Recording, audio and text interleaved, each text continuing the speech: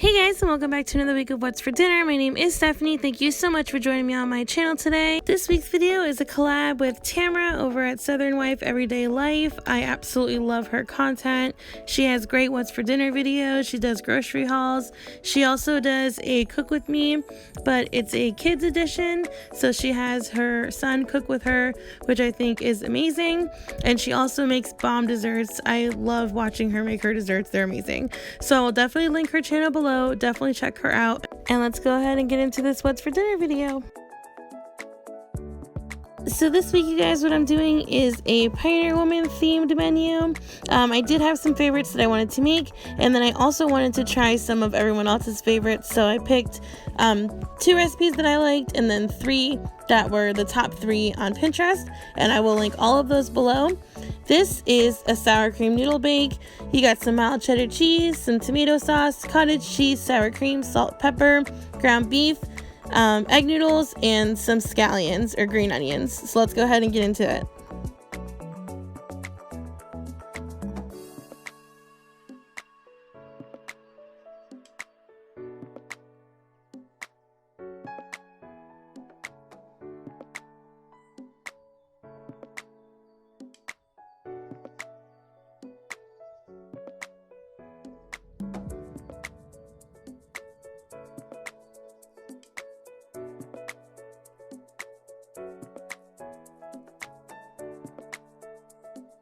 So if you were thinking, oh my gosh, what is up, cottage cheese, definitely not doing this, the 12-year-old inside of me was right there with you. I was like, absolutely not, this sounds terrible. But I was like, this is her most popular recipe. This is her most, like, her number one. So I was like, I'm gonna try this. And you know what, it's not that you can't taste it, because you do taste it, but it tastes good. I don't know how to explain it, but it was actually really, really good, and I'm glad that I tried it. I'm not saying that I'm gonna be, cottage cheesing it up all the time and having it, but it was actually, it's really interesting to try new things. And I'm kind of a picky eater, and I've gotten better over the years, but if you don't try things, you're not gonna know. But this tasted really good. I know that it's scary because of the cottage cheese, but I definitely encourage you to try it.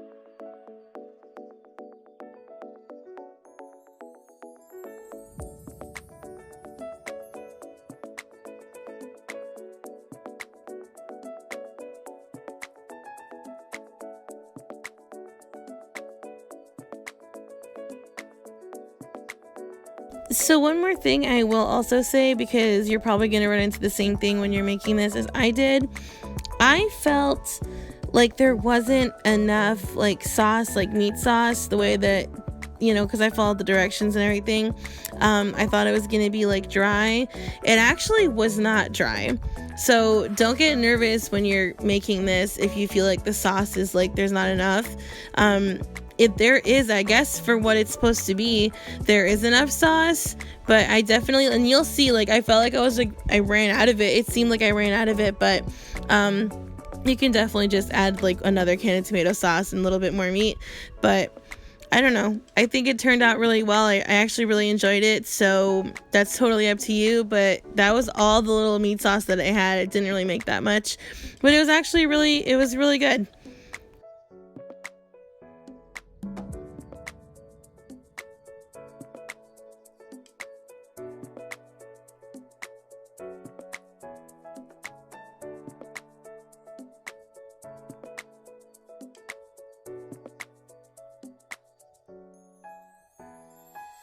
Alright, so this is what it looks like coming out of the oven. This was actually really good, you guys. I'm so glad that I went out of my comfort zone via the whole cottage cheese situation, because I will definitely be making this again, and I really, really enjoyed it.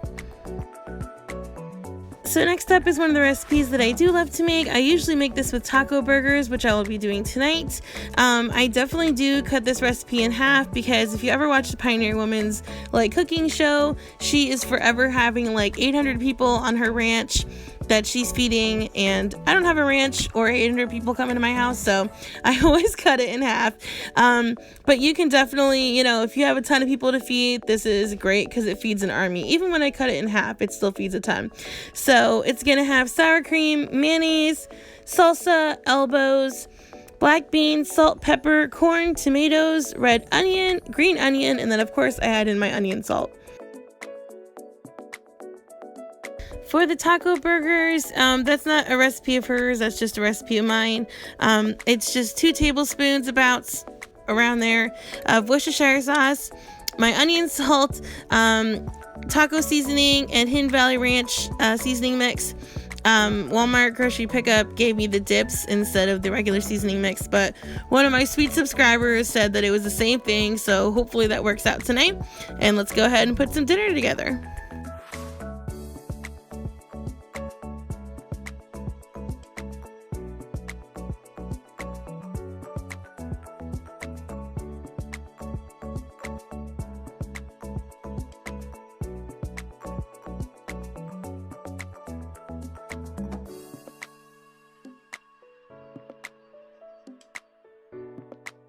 So small life hack, I was gonna grill outside, but it was raining, plus I think I broke our propane tank, but that's neither here nor there. Yeah, you can cook your burgers on a griddle, and I never thought of that before, so super winning life hack there. Awesome.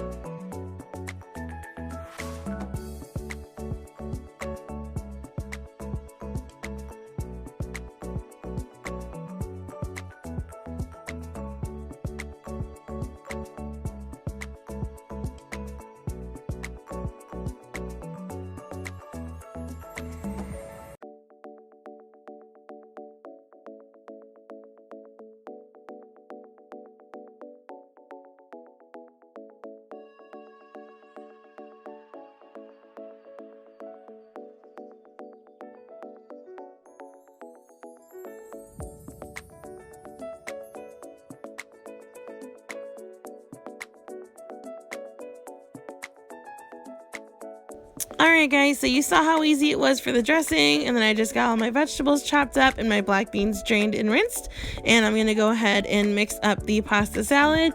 My recommendation, because even though this is like delicious even like right out of the gate, definitely if you can make this the night before, so much better. I mean, it's good, like I said, it's really good, period, but if like once it sits overnight, oh, so good.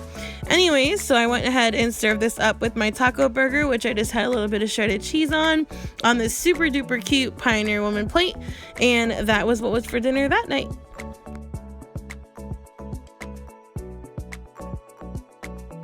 Alright, so the second recipe that I'm making that was new to me from Pinterest is chicken spaghetti.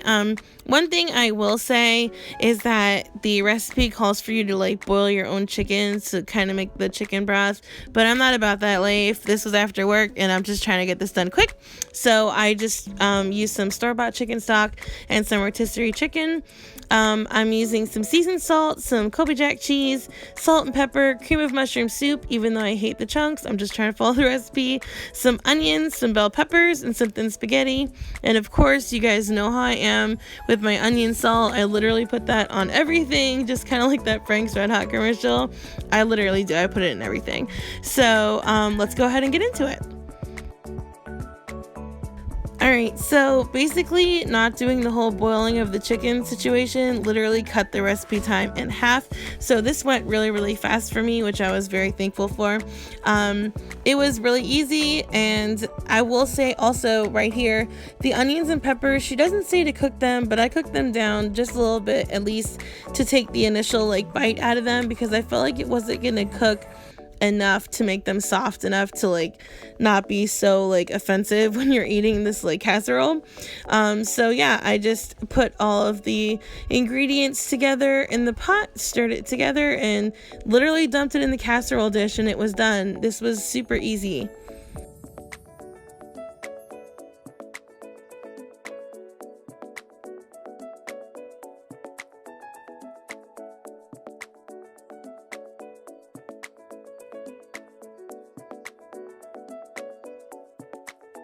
So once I was done and put this in the casserole dish, all that was left was to top it with cheese. This woman loves her some cheese. I love me some cheese too, but goodness, there's literally cheese in every recipe. There is so much cheese. Oh my gosh. But again, you know, I love cheese. I just like, that was something that I definitely noticed, is that I went through like 4.5 bags of cheese this week. Really intense. So the directions say to put this in the oven at 350 for 45 minutes, but I checked it at 25 and it was done like to me. You can definitely leave yours in longer because that is what the recipe calls for, but this is what it looked like at 25 minutes out of the oven. So I went ahead and took it out, and this was it was pretty good. I definitely can taste the chunks of mushrooms, so you know, I definitely, if I make this again, will not do the whole like mushroom soup thing, because I don't know, I can't. So this was good though. I will say, definitely something like a crowd pleaser. It makes a ton, and it's relatively quick if you use the little rotisserie chicken shortcut, but it was pretty good overall. So this is one of the recipes that I have made before. I love it. My family loves it. It's super delicious. The only thing that is a drawback is that it takes 8 hours, in the fact that it is like a overnight breakfast casserole. But what you can do is, of course, you can make it overnight and then have it for breakfast the next day. But when I want it for breakfast for dinner, I kind of treat it like a slow cooker meal, where I prepare everything in the morning and then I just leave it in the fridge until I get out of work, and then I just pop it in the oven, and then it's breakfast for dinner. So basically what I have here is just some sausage. I use maple, but you can use spicy if you want. That's also like a fun little twist on this. I have some butter just to butter the dish, onions, some pepper, some half and half, some milk, tater tots, some cheese.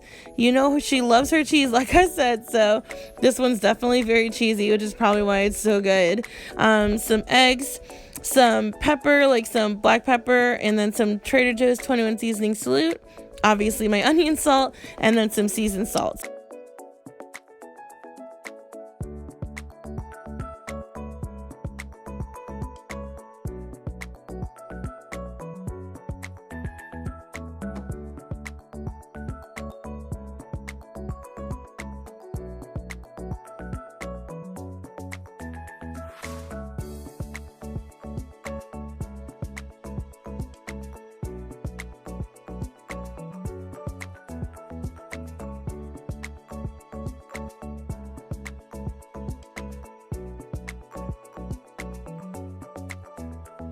So I am not in the habit of buttering my dishes. I usually just use a nonstick spray, but the first time I made this, I just decided to do it because that was what the recipe called for, and the comments said that it made a huge difference. I don't know what it tastes like without the buttered dish, because it was so successful when I made it the first time that I didn't really want to change anything. But you can definitely just use nonstick spray if you're not comfortable using butter to butter the dish with.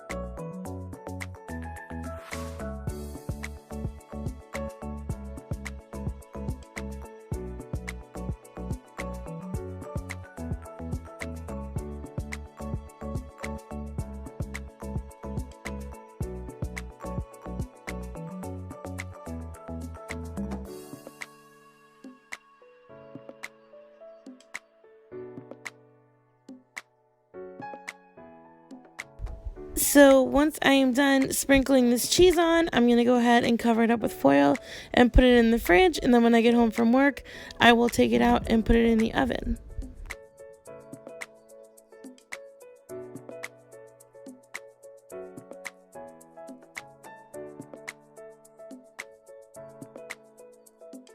Alright guys, so it is later on in the evening and I got home from work and preheated my oven to 350 and threw this in for about 20 minutes covered, and then I took off the foil and put it in for another about 30 minutes, so about 50 minutes, but it's so good. I'm gonna go ahead and just sprinkle it with some parsley to make it look fancy, and that will be dinner tonight.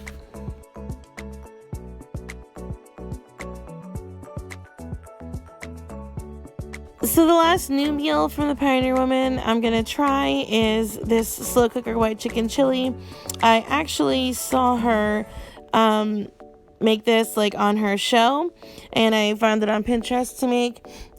There is a lot of stuff in here, and I will say now that the beans that I have in the can here were supposed to be like normal beans that I soaked overnight, and the chili seasoning packet that I got, she measures out like a bunch of different spices, but I'm just trying to, like, I don't know, I'm not trying to win any awards here. I'm just trying to make a delicious meal as quickly as possible, so I took those two shortcuts. You can definitely follow the recipe that I linked below, but what I used is some chicken, cilantro, chicken stock, the Great Northern beans, diced green chilies, chili seasoning, white chicken chili seasoning, cheese, some milk, salt, pepper, corn, celery, jalapeno, lime, some onion, garlic, and it's supposed to be a green pepper, but I had a yellow on hand, and also this corn flour,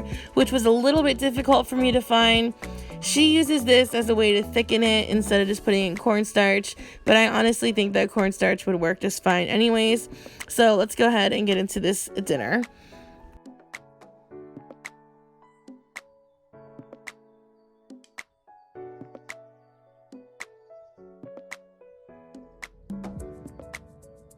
So if you make this, you'll see that she calls for also putting the jalapeno in here. I'm not that person at this time in my life. I don't like spicy food like that much to like just put a straight up jalapeno in my food, but Josh does love spicy, so I will slice them up and put them as like garnish for his, and like put it in his bowl for him. But like I said, I'm just like, I'm not there yet. But so what I'm doing here is I'm just breaking up the chicken with a wooden spoon. I didn't need to take it out and shred it. I just did it that way. And then I'm putting this like corn flour and milk mixture together, and then that is what's going to be thickening up this white chicken chili.